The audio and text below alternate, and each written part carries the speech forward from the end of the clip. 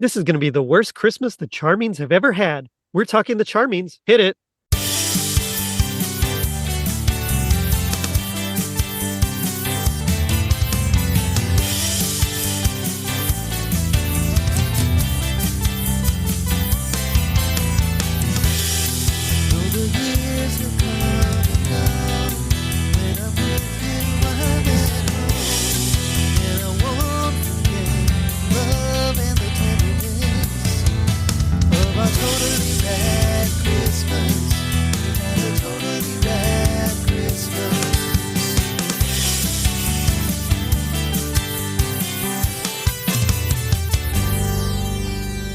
It was 1987.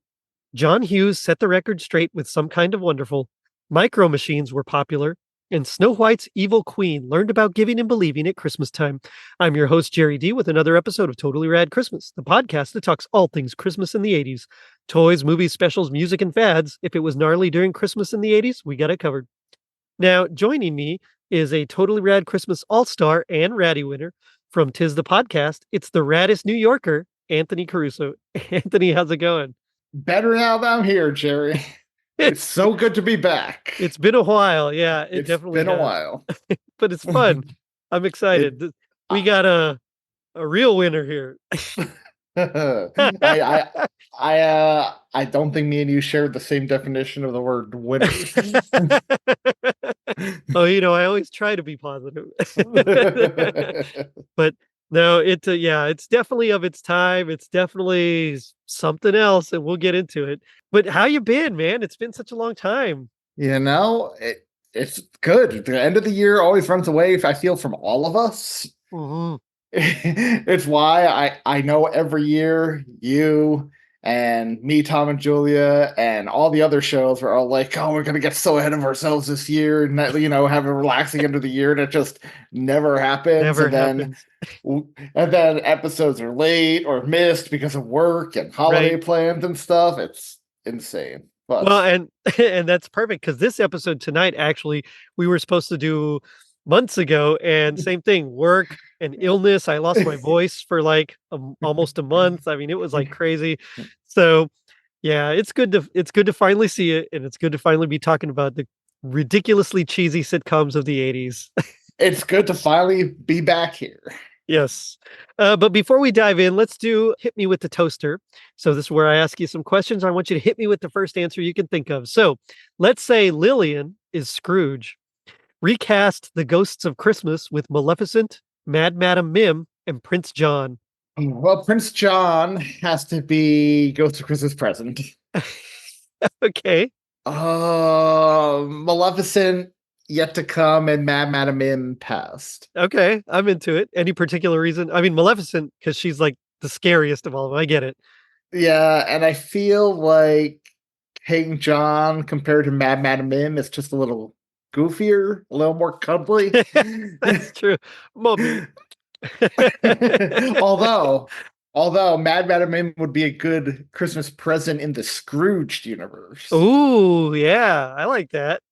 So I'm into it. All right. Which dwarf would you rather go Christmas caroling with? Oh, do I get any of the 7?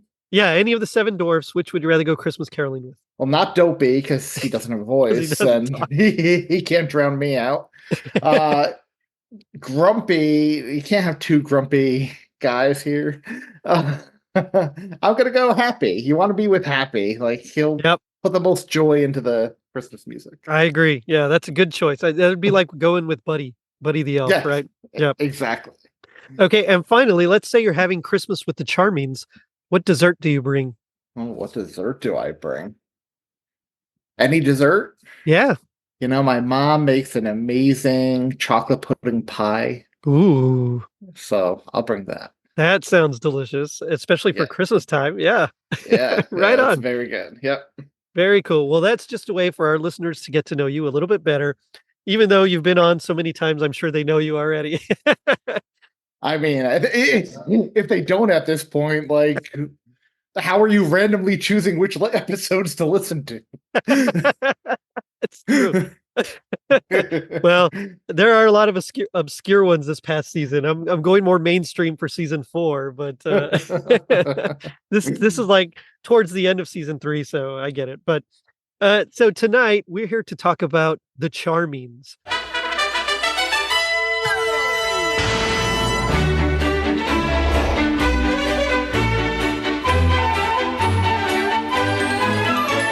What do you remember about this show, or like what's your experience with it?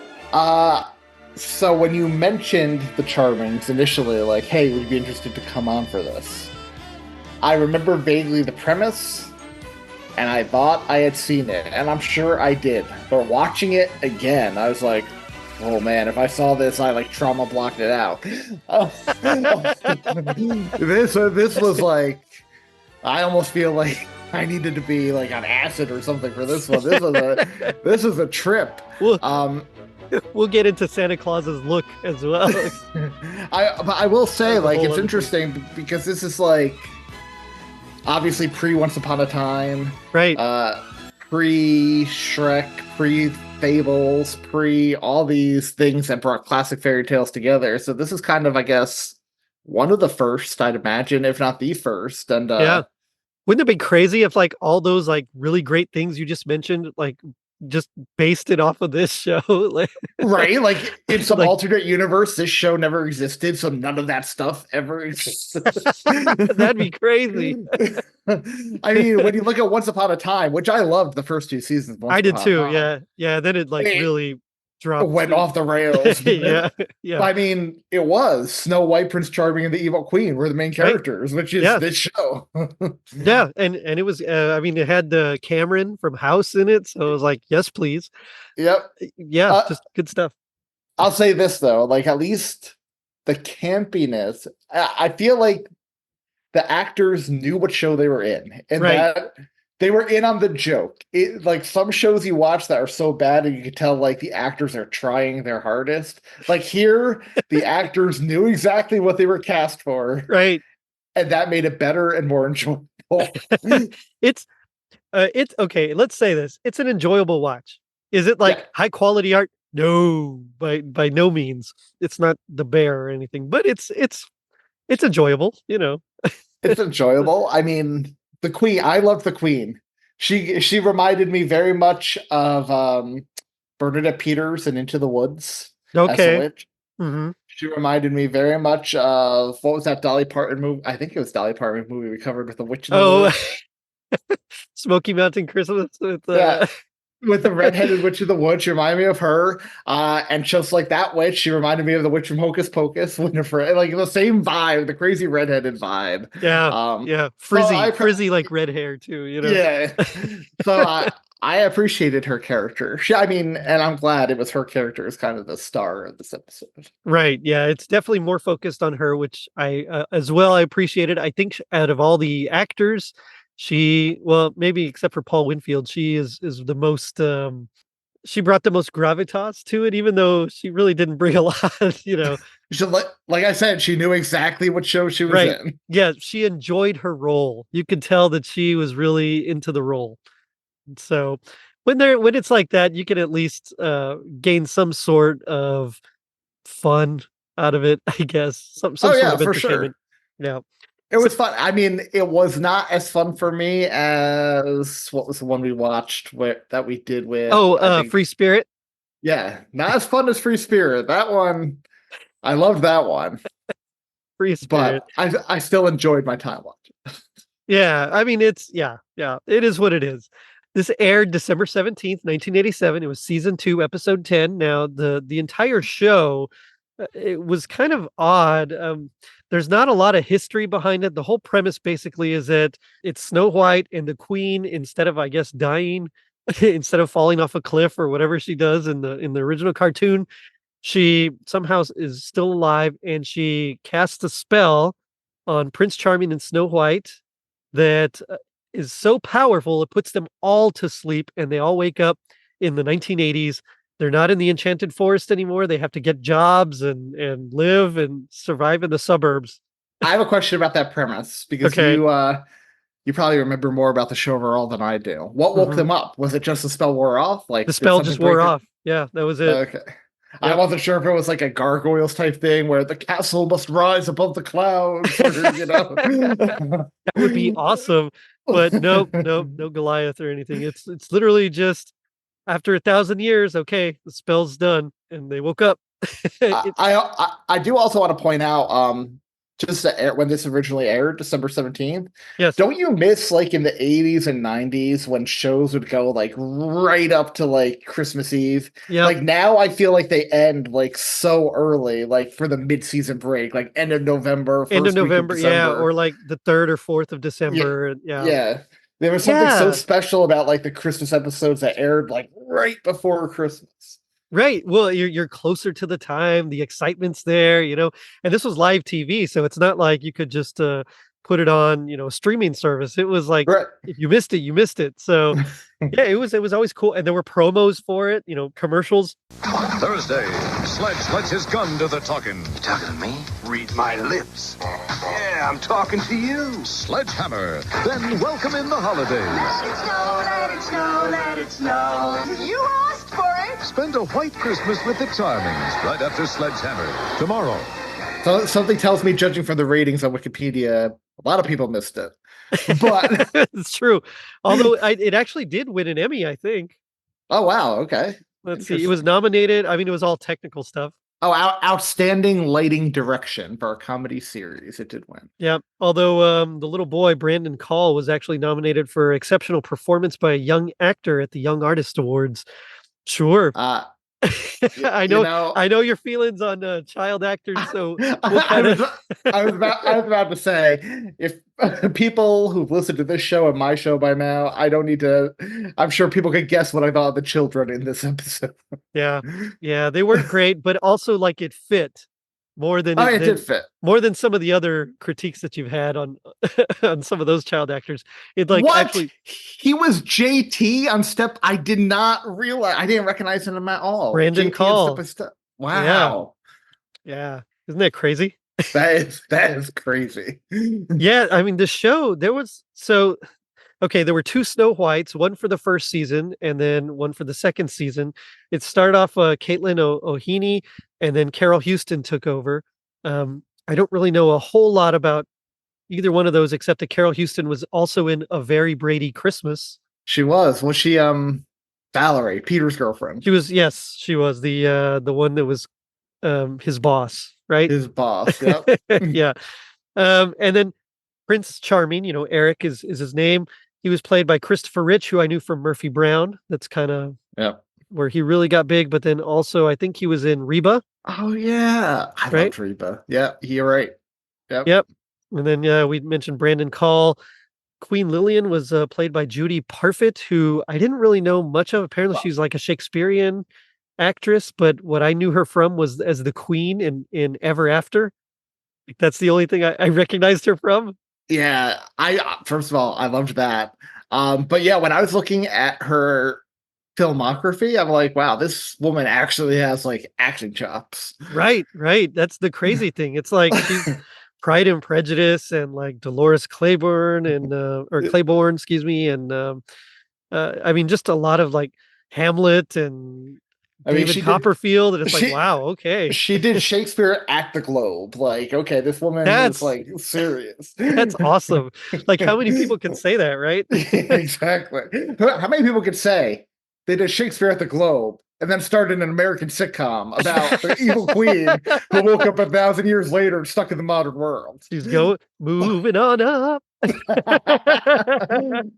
I did recognize the Charming's other child from the Mighty Ducks. Oh, see, I didn't even it was Garrett Ratliff Henson. Who Yeah. was he in the it was Guy He was Germain. Guy Germain. I don't remember Guy. Which one was he? He was, oh man, he had like the Sandy. I mean, you see what he looks like. Yeah. I don't know. I just recognized him. No, I'm looking at him. I just recognized him from that movie. I think he was actually Oh, wait, there he is. Okay. Yeah. So they have a dwarf with them, but it's none of the ones that we know from Disney, probably because of copyright, if I had to guess. his name is Luther. His name is Luther. And no, I'm not talking about Idris Elba. Oh, now that would have been something if he was in the show. Can you imagine Idris Elba comes in as a Snow White dwarf? with his hardcore British accent. Lillian. You did it because you needed to do it. And it's that compulsion that makes you weak in ways that you can't see or understand. That would have been awesome. Played by Cork Hubbard, who I knew from the movie Legend. Oh, the Ridley Scott one? Yeah. Yep. Yep. He was Brown Tom. And then finally, the Magic Mirror is the other major role. It's played by Paul Winfield, who also is like a legit actor. Amazing actor. Yeah, he's another one that you're like, how did you get cast as this? I mean, I remembered him from Star Trek II, The Wrath of Khan. He was the detective in The Terminator. L.A. Law. Like, this dude is, I mean, he's Did he also play Martin Luther King in a movie or something? Pretty sure he did. Oh, I think you're right. Yeah. Yeah. So, like, the cast is actually pretty good. And that's probably why they're able to at least turn this terrible, terrible script into, like, something watchable. Something watchable. Watchable. I gotcha. I gotcha. Yeah. So that's kind of where we are. Now, in this particular episode, it focuses, like you said, on Lillian, the evil queen. It's called Yes, Lillian, There Is a Santa Claus, which is, of course, a play on Yes, Virginia, There Is a Santa Claus. Can I ask you for one more bit of backstory about this show? Sure. Just for context here. Okay. Are the Charmings, like, so they let this evil queen live with them? Are they, like, they're cool with the fact that she cursed them for 1,000 years and now they have to get jobs in the real world instead of presiding over a kingdom? Well, I know there was like a fairy godmother episode that I recall, and like I think she accidentally brings Cinderella and the godmother into like the 80s, and they're like gonna try to go back, but I don't think they go back. I think they end up liking where they are and decide to stay. But there's a lot of like, oh, that Lillian and her shenanigans kind of a vibe. Like Prince Eric is just like, oh, she doesn't mean much harm, you know. So they kind of forgive her, I guess. I mean, I definitely was not worried about her competence after watching this episode. Well, I kind of feel like you could go rule a magic, like an enchanted kingdom, or you could have like indoor plumbing. And like, I'm okay with that one. Yeah. You know what I mean? or like central heating. but I don't have a dragon to ride with a sword. That's true. That's also true. Pros and cons, you know. Oh, goodness. So the episode, let's just dive in. It starts with Lillian talking to her magic mirror. That's, of course, played by Paul Winfield. Who is very into Christmas. He actually has like Christmas lights around the frame, which I thought was kind of cool. I've got some mistletoe. I hate Christmas. Really? Who would have guessed it? Everyone's full of good cheer, families are reunited, and there's no good music on the radio. Oh, the weather outside is frightful. What kind of drips would listen to this? And he has mistletoe. That's right, he has mistletoe as well. And she's always like trying to get the Charmings. They annoy her. So she's always trying to do something to kind of make their lives a little bit more rough and miserable. So she creates a snowstorm while Snow White and the Prince are in the kitchen, and they end up turning it to their advantage and have like snowball. They build a snowman with scarf, hat. You got to have shades, of course. Man, snowmen never looked better than they did in the 80s. Like this snowman, Campbell's soup snowman, Fozzie's snowman. Yeah, good stuff. Right off the bat, what I appreciate about this opening, again, being acquainted with the show, getting reacquainted with the show and everything. I love that while the house is modern, Lillian has the medieval aesthetic in her bedroom. Like, well, as we find out later on, she still longs for her castle. So I mean, with you there. Yeah. I mean, I wouldn't mind the castle as long as I don't have to clean it. But so they turn it into like a great time. And they even thank her like, We want to thank you for the Winter Wonderland. The boys had so much fun. I just want to set the record straight. This was not a good deed. This was a bad deed gone astray. I assure you it won't happen again. really kind of just irks her even more. They're just excited because Christmas is almost here and Santa's coming. And this is where we immediately get our first antagonistic moment. She's like, "You still believe in Santa?" They say, "Well, he comes every year." And she says, "Well, this isn't the Enchanted Forest. I mean, come on. Like, this is the 80s. This is 20th century." And they're like, "Of course we believe in him," which it just doesn't sit well with her. And of course, that's the driving plot. You know, immediately it sets up an appearance for the real Santa later on in this episode. Exactly. Right. And so that's the whole setup. Of course, they're like, "Santa's not real." And then the neighbor comes in and says something like, "Hey, you want to go to the mall to go see Santa?" And so we get our first bah humbug of the night, which we also got from Free Spirit. The tie back to that episode. So the magic mirror is decorating a Christmas tree. And this is where Lillian concocts her devious plan. She decides that she is going to ruin Christmas for everybody by saying that there is no Santa Claus. And of course, we all know that there really is. I've got them right where I want them.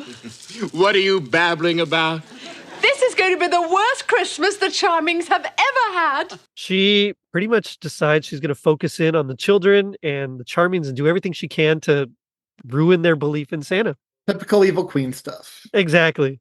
There's a great line that I wrote down, something about they've got holiday spirit coming out the wazoo. I feel like that could be any one of us on the Christmas Podcast Network. They've got holiday spirit coming out the wazoo. That would definitely be the title of this episode if this is a Tis the Podcast episode. That's right.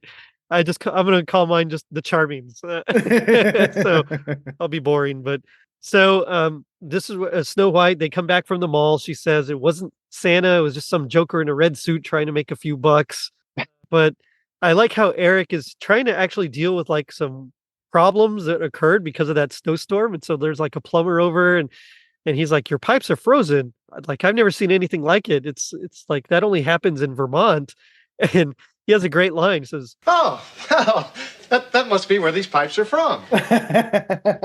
so again, like these little corny one-liners that are typical of the era, like the whole style of writing is very different from what we'd see now. Do you know why they switched Snow White actresses midway through the show? I don't actually. I was trying to find out, but there's not a whole lot of info. It just says something like they just switched. So I don't know if it was because of like she got another job or what, but I have no idea, honestly. I was just curious. And before we get too far into the episode, we did gloss over the amazing, in quotes, opening credits of this TV show. Oh, man. I don't know if I've seen something that 80s in a long time. And it's not just 80s, it's bad sitcom 80s. Bad sitcom 80s.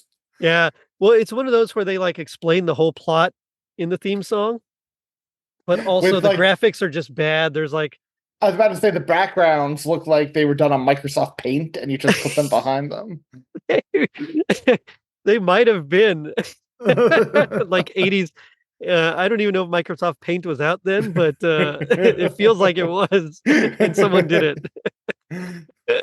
Yeah, they're pretty terrible. Anyway, so this is where I think Luther comes in, right? And he's offered a job as an mall elf. I have never been so humiliated, degraded, and insulted in all my life. What happened, man? I need some extra money for a ski trip, so I go to the employment office. And of all the jobs in the world, what do they offer me? An elf? Okay, lucky guess. An elf? Well, that's ridiculous. You don't have pointy ears. Exactly. And like, do my toes curl? This really burns my butt. And he's just like really angry, and it's like, well, but you're one of the dwarves. It makes sense. I get it. I got the impression he was supposed to be grumpy if they had the rights to the names. Right. It would have been nice to see him with the beard. Like he just didn't he didn't really fit, you know. He looked more like dopey, kind of. I thought he looked like Gene Simmons. No, not Gene Simmons. What's his name? Richard Simmons. Yeah. Richard Simmons. That's it. He was sweating to the oldies in his elf costume. Although I wouldn't mind seeing Gene Simmons playing this elf either. With his full Kiss makeup. That would have been awesome. Can you imagine get Gene Simmons, Richard Simmons, Idris Elba, just casting those random people as a 7-4? It's like they just had like a dartboard and they were just throwing names like, oh, Gene Simmons is going to be in this. All right, let's get him. I do want to say about this house, totally 80s, but I love the old school Christmas vibes of the stockings and the tree. Yes. Looked super nostalgic. The decorations made me. Also, I just wanted to say Prince Charming's nightrobe or nightgown. A, very Scroogey, but B, looked super comfortable. I can't. I gotta sleep in shorts. Like I can't. It can't be too long, or I get overheated. But it did look very comfortable. like I could see lounging around in it, you know. Yeah. But yeah, there was something about the decorations. Like nowadays, everything's very it's very manufactured, and usually it's done very well. Whereas you know, back then some things they looked a little shoddier, or they looked more handmade. Added to the charm. You know? Exactly. Yeah, not that it was terrible. It was more but intended charming. Yeah. Even in the 90s, it was like that. I almost feel like with the advent of social media, everything has to be more perfect now because people are sharing like the pictures of their trees and their stockings and the lights. Like everyone's trying to not one up one another, but they're sharing like, look how perfect my Christmas is. You know what I mean? Mm-hmm. Yep, I totally get it. I mean, there was even a movie. How Did This Get Made? Did the other couple of weeks ago. It was like Beauty and the Beast Christmas about influencers. They were like social network influencers. Oh man. So yeah, it was crazy. So anyway, I mean, you know how it is. I prefer the smaller, more intimate family. Like the stockings like looked homemade. Like the names were like sewn on. Or right. glued on. And I bet that's exactly how my childhood stockings looked like. Same. Too. Yeah. Yep. Same. My aunt like sewed my name in sequins on the top of my stocking. Well, I don't know if it was sewed in. I think it was actually like you glue. Oh and yeah, put the glitter of the sequins on. I think that was it. But yeah. Yeah. But it was the 80s. Everything was about sequins. Yeah, so Donnie, after meeting this mall Santa, is kind of not really. He's a little unsure. He's at that age as well, where you start to question. And so Lillian says, Thomas, there's no such thing as Santa Claus, and so they go back and forth, and the dad has to say, Thomas, I assure you, there is a Santa Claus. Why, without him, there wouldn't be a Christmas.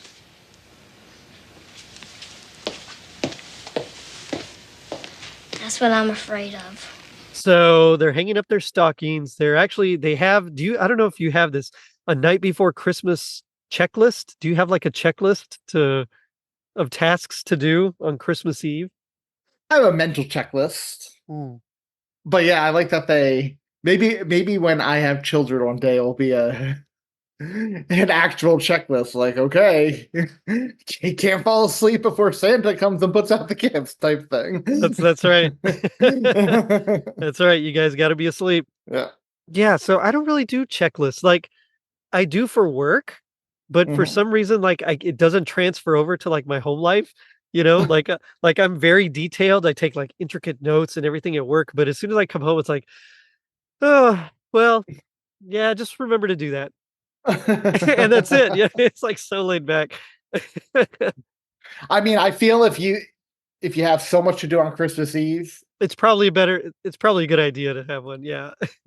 I don't know why you have so much to do on Christmas Eve. Like, spread it out over December, guys. That's true. Yeah.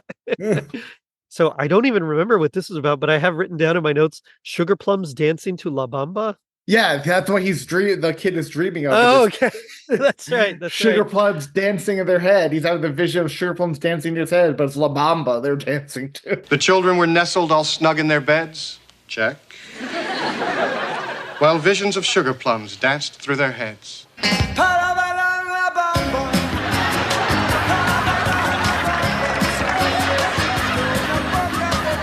You can tell the movie just came out that year.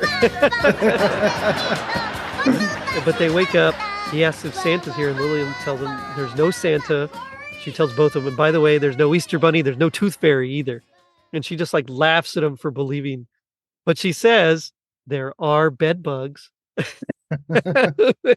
I was more interested in the logistics. There's no tooth fairy. You literally come from a land full of fairies, including a fairy godmother. Right? Like, why is that so hard for the kids to believe in? That's where they draw the line. Just no fairy wants your teeth.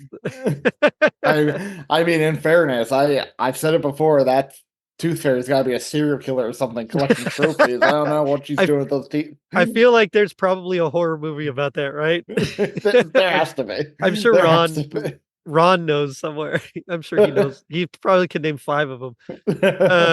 Yeah. So the mirror starts like throwing things at Lillian as she's walking away because he's like upset that she is like telling these kids there's no Santa. And yeah, and I like that. I like that the mirror talks back. Yeah, because in a lot of the iterations, right, the mirror is just kind of very subservient to her, tells her what she wants. Right. So I like that this mirror had a bit of sass. He's totally a sassy mirror. I feel like I want that to be my next Halloween costume. The mirror on the wall? But this particular one with the Christmas lights around. And good costume. Oh, man. Yeah. So, but every time, I love how every time she turns around, he's got like a little halo. Like, oh, no, it wasn't me. So he's got his night before Christmas checklist. He puts on his cap and he asks Snow White, this is the prince. He asks Snow White, where's your kerchief? Maud, her kerchief. Maud, her kerchief. Yep. And she's, they're starting to doubt Santa. And it's like, well, you saw him at the mall. Yeah, but he had a phony beard and his breath smelled like alcohol. And at least the Santa at the mall had a beard. I know. We're building to it. This is like the craziest version of Santa I've ever seen. And that's including like Noel, who's Santa, but is not. I mean, this is weirder. For some reason, it's more disturbing. Anyway, and this is like, you can also tell this is the 80s because they make a joke about the mall Santa groping one of his helpers. Like, yeah. Oof. Okay. That joke would not you can't tell that joke today. Yeah. Anyway, and then Snow White gets really upset because she finds out that Lillian told the kids that there's no Santa Claus and that he's made up. So who is it? Is it the neighbor that's like, I really wish there were a Santa Claus because then he could help me put Donnie's stupid He-Man village together. Yeah, I thought of you the minute he said that line. Me too. I was like, oh, He-Man. He said 400 parts, all marked B. Yeah. Imagine Eternia.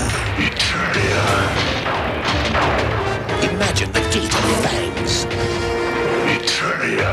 Batteries not included. Imagine the soaring sky tracks. Figures sold separately. The cavern of justice. Imagine the power lift to the control chamber. At last, from the masters of the universe, the world you've always imagined can be yours. Off topic, I forget what they were called, but if anyone would remember, it's you. I think it was from the 80s or 90s. It was a kingdom, but like people riding giant bugs. It was like a bug kingdom. The Sectars? That's it. Yeah, do you remember those? I do. They actually had a cartoon about it too. In the far reaches of the universe is the star planet Symbion, a perfect world until their biological experiments exploded, creating an exotic realm beyond all belief. As mutant life forms ravaged their global paradise, a new and incredible species emerged, the Sectars. With Prince Dargon leading his warriors of the Shining Realm against the evil General Spidrax. He would destroy all to rule all. His terror troops of the dark domain know no mercy. Yeah, it was one of those ones where they invented the toy and then spun off into a cartoon. Yeah. Exactly, yeah. Prince Dargon and the Sectors. Yeah. They were cool. They were cool, yeah. Yeah. And they had been erased completely from my memory until one of those, like, do you remember type reels popped up in my feed. Oh, yeah. Like, holy crap, I remember these guys. Yeah, usually I remember most, but there's every once in a while they surprise me with something like, whoa, what is this? And then, like, core memory unlocked, Yep. So they hear sleigh bells. They're like, Santa's coming. They open the door, and it's Luther. Luther, yep. So he, I guess, actually took the job and is now an elf. Eric is just so distraught. He grabs a sword and he like starts taking down the stockings with the sword. And he's just like, the kids have been kind and courteous all year and they're going to have empty stockings. And anyway, so Snow White gets the idea to maybe ask Lillian to help out and bring gifts if there really is no Santa. She begs and Lillian doesn't do it. She's like, no, I love this. I'm going to go dance a jig. And I actually love this because when Snow White leaves the room, Lillian turns back to the mirror, who's now dressed as Christmas yet to come. Christmas yet to come, to try to scare her into like changing her ways. I thought that was clever. Lillian,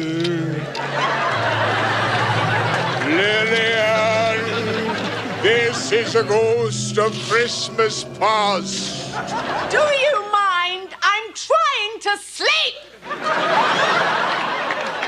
This never happened to Mr. Magoo. Yeah, and he puts, it's what, like the robes and the chains too, right? Yep. And then she yells at him, and I think he says something like, "This never happened to Mr. Magoo." He's like, he's like so fourth wall breaking, or I mean, he knows that he's in a sitcom. Essentially, it's great. Anyway, so you know what I thought of when I was watching this? What's that? I thought of this show. I thought of Alf. I thought of all these high concept crazy shows of the 80s. And all I can think of is I remember seeing an interview with Jason Alexander once when he was offered the role of George on Seinfeld. He read the script and he was like, this is amazing, but this will never get made. We live in a country where Alf is the #1 show on TV. No one's going to watch this show on TV. And I think to myself, man, what a different time the 80s. The 80s were crazy. That's why I cover them, because it's like every time I think I've found the most bonkers thing, something else pops up and it's like, wow, this is nuts. Okay, let's do that. Like to think like this was on primetime TV. And then like only a decade later, we get shows like Seinfeld and Friends and Frasier, which really like became more adult and like more mature. And I was like, to think this is prime time. That's crazy to me. Yeah, and this is like, you really see the evolution of writing, like starting from like the 60s sitcoms all the way, because this still has more in common with like 60s and 70s sitcoms than it does anything else, Mm-hmm. It's like you mentioned Friends, Seinfeld, it's all of those shows. They actually have like, I don't know, plot.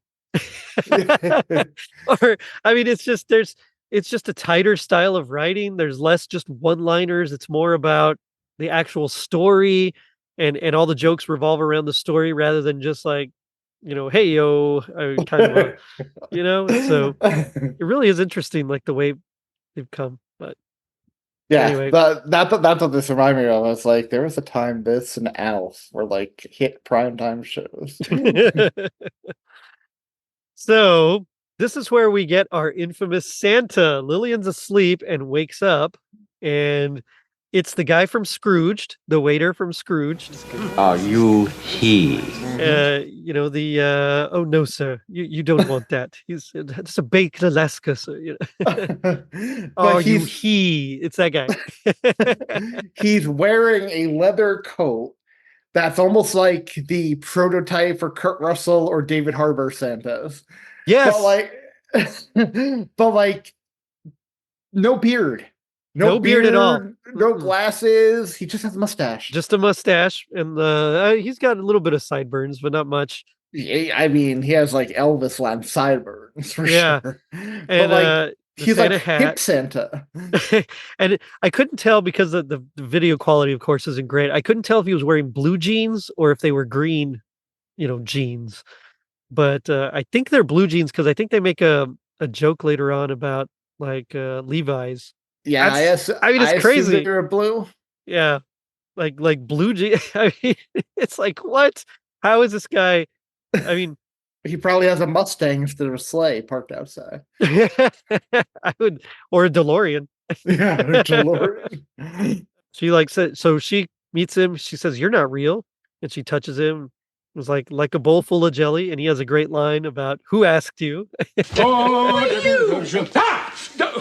I'm Santa Claus. Have you got any pastrami? Santa Claus? You can't be. You're not real. Yes, I am. Here, touch me. Oh, it's like a bowl full of jelly. Who asked you? Which that joke would have been better if they got somebody a little heavier to play the role, but this Santa was very svelte. Well, he was wearing like a black shirt underneath, I think, right? Like almost like a turtleneck or something, like a mock neck or something. Almost like the black version of what Fonzie wears under his leather coat. I got the Fonz vibes from this outfit. Which is not what you think of when you think of Santa. And she says something about like you're supposed to have a big bushy beard and a red suit and a big belt, and he says something about that there was a big sale at Gap. Tells you how hip he is. Yeah, I mean, you can't get hipper than Gap. Especially in the 80s and the 90s. That's true. 90s especially. Remember those khaki commercials? Oh, yeah. They did a whole episode of Seinfeld based on that. That's right. Yeah. So he says he only comes to houses with true believers and he's going to leave a present. And he looks on the list and he's like, yeah, Corey, there's still someone who believes, because she says no one believes here. It's Corey Charming. And he says, well, it was on the list. This is where she kind of starts to feel a little twinge of guilt.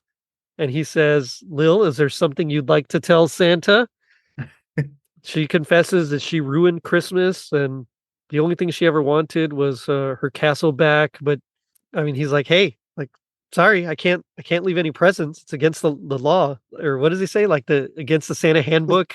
Yeah. And I was like, don't you write them my handbook? Right? It's called the Santa handbook, right? It's your handbook. It's not a clause a bunch of elves tricked you in. That's right. You didn't get that. Does not look like a suit, jacket that you put on. So I think you're okay. And you probably didn't die of you probably didn't freeze to death and then elves took you in either. So I think you probably could change it, man. I mean, you seem like a laid back Santa. But anyway. So yeah, it's in there. Christmas gifts shall be distributed only to true believers. And as he's leaving, he says something like, Cheerio. Yeah. Oh, by the way, the Easter Bunny and the Tooth Fairy are really ticked off at you. Which I definitely would not want the Easter Bunny like mad at me, because I mean, I would be afraid of the chocolate I'd get after that. Let me just say that. I'd be more scared of the Tooth Fairy. Like I said, that woman's a psycho. Your teeth. Although after seeing this Santa Claus, I wonder what their version of the Easter Bunny and the Tooth Fairy would have looked like. That's true. That's true. I'm sure there's no Gadzooks the bear. So she wakes up and she's like, it's only a dream. She has a little change of heart and she has her Linus moment. It's exactly. And she snaps her fingers and makes presents appear. Everything that they wanted, the bicycle, the He-Man village, the skis. And she even gives, although he has to like prompt her a bit, a VCR to the magic mirror. Did you notice, and it was probably because of her magic, that the stockings looked way fancier at the end? They did. Yes. Yeah. So it really was. And so she is kind of doing a nice thing. And I know it's partly selfish as well. But also, yeah, like good for her. Good for her. As he's looking, Prince Eric sees that he's got his cordless power drill. they're like, see, there really is a Santa Claus. And Snow White knows nothing about this dream or experience. So she just assumes that her stepmom decided to have a change of heart. But they find under the tree, and this is the thing here, the ooh moment, a snow globe with her little castle in it. It was the castle she used to live in that she didn't produce. So Here, Lillian. This one has your name on it. What? Oh, but that's impossible. I didn't. Oh, it's my castle. Who was this from? It's from Santa Claus. Yes, I think it is. Santa left it for her. Santa left it for her because now she's a true believer. She actually talked to him. So I think in this case, seeing is believing, Charlie. Although this woman, this actress, the way she played Lillian gave off like the vibe that like the way she played her over the top and everything. Yeah. She could have been on Percocet and imagined that whole conversation. It's true. Well, that's why it's like, did it really happen? No, it was a dream. But then, like, she's left with this memento. So obviously, the real Santa left it there, and it wasn't just her. But also, like, this still could be like just the magic mirror, like messing with her. Yeah, I wouldn't put it past him. Well, I like he has that line in a bit, or we get like in the final scene where it's like, I love my VCR, but seeing you filled with the Christmas spirit is the best gift of all. And then he's like, push play. Well, doesn't she even say, I mean, I could take it back? And Yeah, like, no. she was like, yeah, well, it is my VCR. I can take it back. And he's like, no, push play. And then she watches A Christmas Morning in the mirror. So that's the Charmings. A lot of little jokes here and there. Weird version of Santa. Yeah. I don't know. I feel like if I were ever to do an 80s like just collage of all the different Santas, I don't know if I would put this one in here just because of how odd he looks. Yeah, he almost looks like a joke Santa, right? Like kind of like what you would expect Kevin to run into on the street in Home Alone or something. Right. Right, like Home Alone 2 or something. Yeah. Like a guy who's what are you saying about New York Santas, Jerry? We have the real Santa at Macy's, right, but all the rest, I mean, I don't know. No, you're right. Yeah, he does seem like just some guy who's like last minute where they're like, our Santa like can't make it, like quick, get Joe over there. Joe can do it. Get Joe from props. All right, Joe, just put this coat on. You're fine. They'll believe it. It's like he didn't even know they were filming. He was like, this is just rehearsal, right? Yeah.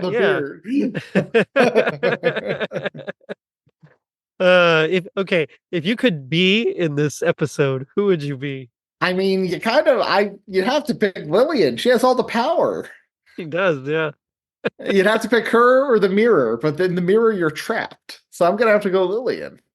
Yeah, I kind of feel like I wouldn't mind being the grumpy Santa. Who's like, this is the style. It's all good. Yeah, I don't know. I think that'd be fun, but I think you're right. It'd be more fun. But see, at the same time, the mirror role is just like so juicy, and like you can really make a meal out of every moment just because of how cheesy it's written. Yeah, that's true. Oh, you know who else? And Lillian reminded me of actually is Ross and Monica's mom on Friends. She had that same character. Yes. I could see that too. Yeah. Oh, okay. New question. If you could put Nicolas Cage in one of these roles, who would he be? He's got to be cool Santa. He's got to come down that chimney in that outfit. I'd kind of want him to be the neighbor, but like he's not just like the neighbor, like Don Fielder or whatever his name is, he's actually like Nick Cage as their neighbor, like like Lou Ferrigno on King of Queens. Exactly, yeah. And he's just like weird Nick Cage, but as their neighbor. I think that'd be fun. So obviously there's no real happiest memory, but do you have a moment? My general days of WTF while watching this the whole time. No, talking about with you, obviously. Yeah. I kind of feel the same. I don't really know if there's. I remember watching the show. I loved the show, and I remember when like it wasn't on anymore. I was like, "What happened to it? Where'd it go?" But I was also like 7 years old, so of course I liked it. But it was fun. It was a nice like little trip down memory lane, and I do recommend people watching it, if nothing else, because you have to see this crazy, like just odd looking Santa. It is strange stylistic choice. You gotta see the opening credits. That too. You get those are bad. I mean, they're bad. They are. But okay, but now we come to my favorite part of the show, which is a little segment I call "Gag Me with the Spoon." So this is where we do our best impression of our least favorite part of this episode. As a guest, I'll let you go first. Just kind of set up the scene for us. My least favorite part. Well, I don't have half an hour to read the entire script. No, I'm joking. One quote that stuck out for me from it was near the beginning that I'll do, and it's when Lillian is talking to the mirror. Okay. And she's talking about why she hates Christmas. And this just reminds me of everyone I personally know who hates Christmas, all the stupid complaints they have about it. She's like, I hate Christmas. Everyone's full of good cheer. Families are reunited. And there's nothing good on the radio. That's actually the one I was going to do. So let me let me quickly find another. It's true though. I mean, like that's like that's what you hear, right? Oh my God! Every year, oh, the music on the radio. Oh, shut up! It's 1 month a year, guys. So that was good. Okay, so this is where they're interacting, and she's kind of ragging on him for believing in Santa, and it says, why shouldn't we believe in him? And Eric says, hasn't he come every year on Christmas Eve? And she says, this is not the enchanted forest. This is the 20th century. There are no wishing wells, no pot of gold at the end of the rainbow, and certainly no Santa Claus. And then the neighbor comes in, and this is the line here. Hey, you guys want to come to the mall and see Santa Claus? Yeah. Okay. All right. Not as good, but oh well. Sorry. This is my audible. Yeah, this was just, it is what it is, and I mean, it's a fun trip back in time. I'll say that's that. right. Yeah. It is funny to me though. Like, again, looking at some of the other outlandish sitcoms of the 80s, how a show about Bigfoot, Harry and the Hendersons, and a show starring a puppet named Alf play better and held up better than this. Alf is great. I was watching Alf the other day. It's still so good. he is like legitimately. I watched the I can't even call it a cheerful Christmas special, but I watched the Christmas special over the holidays. Oh, Alf Special Christmas. Well, he has some funny gags in there. Yeah. He's like, Willie's like, there's just one line that got me this year. And Willie was like, is that a joke, Alf? And Alf is like, unless somebody laughs in the next 2 seconds. And then he just wait for somebody to laugh. I mean, there's a reason it only got 2 seasons, and the total, I mean, there was like 6 episodes in one, and I think like 13 or 14 in the other season. So, it is what it is. But it lasted longer than Free Spirit, which is crazy, because I thought Free Spirit was better than this. Free Spirit, that was, yeah. I wish they had a Christmas episode. They're just not. I mean, the closest we got was like what we got, unfortunately. But which is a shame, because like I like their mythology. Like on Halloween, her magic goes haywire because there's so much magic. I feel like that could have carried over to Christmas too. That would have been with fun. Santa, yeah. Can you imagine? So now, okay, this is what I want now. So now I want Idris Elba, Gene Simmons, Richard Simmons in here with the Charmings, and I want their neighbors to, instead of Nick Cage, forget Nick Cage, to be Winnie and the family from Freebird. Yeah. I feel like the two witches would like their whole philosophies were different, but like they'd kind of get along, and so I think it'd be fun. Now that's a better show than both those shows, like individually. Right. All right, let's write this. Let's do it. Break out that whiteboard. It's all connected. It's all connected. But you know, G.I. Joe taught us that knowing is half the battle. What do you think the other half is? Don't stop believing in Cool Santa, otherwise you're not going to get any gifts. It's true. That's just good advice. So I said if knowing's half the battle, the other half is being sassy if you're stuck in a mirror. Gotta have fun with it. Anthony, this has been fun talking about this bizarre show. It was great being back. Yeah, it's good to have you back. But while you're here, tell us about your shows. So, y'all know Tis the Podcast. New episode every Monday, new Christmas movie, TV special, episodes of a TV show. Talk about it with Tom and Julia every Monday. Lots of good content coming all year round. I have another show called DC Unlimited, where we discuss all goings on in the DC film universe specifically. Now that the DCU is officially over and production's about to ramp up on Superman Legacy and Supergirl, apparently they're about to cast her. Yep, we should get busy. We should get busier now. So looking forward to that and the James Gunn future and what he brings. Hopefully, good things. I mean, if Guardians are anything to go by, and he did Peacemaker well, so I'm confident. He really did, yeah. Even the Suicide Squad was good. Yeah, I enjoyed that one too. Yeah, not to be confused with Suicide Squad, starring Jared Leto. Oof. That one doesn't exist. I don't know what you're talking about. Yeah. So yeah, all good things for sure. Go check them out. You guys know Tis a Podcast. I mean, if you listen to my show, you listen to their show. So always a pleasure. But Anthony, this was fun. We got to get you back for something else a little more exciting. always. I'm still gonna push for Rescue from Gilligan's Island, since they all reunite at Christmas at the end of that movie. Yeah, they do. All right, we'll work it in this year. And on that note, I'll say the real joy of Christmas doesn't come from getting presents; it comes from giving them. So check us out on our social media pages, which you can find at linktree.com/totallyradchristmas. And if you're feeling like Lillian, being generous and getting a snow globe with her castle in it, leave us a review on iTunes. It helps us reach more people and spread some rad holiday cheer.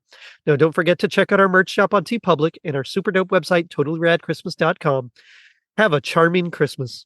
Later, dudes. Oh, Lillian, I love my VCR. But seeing you filled with the Christmas spirit is the best present of all. Then give me back the VCR. No. It's mine. Push play. Okay. And the partridge in a pear tree. Have a charming Christmas.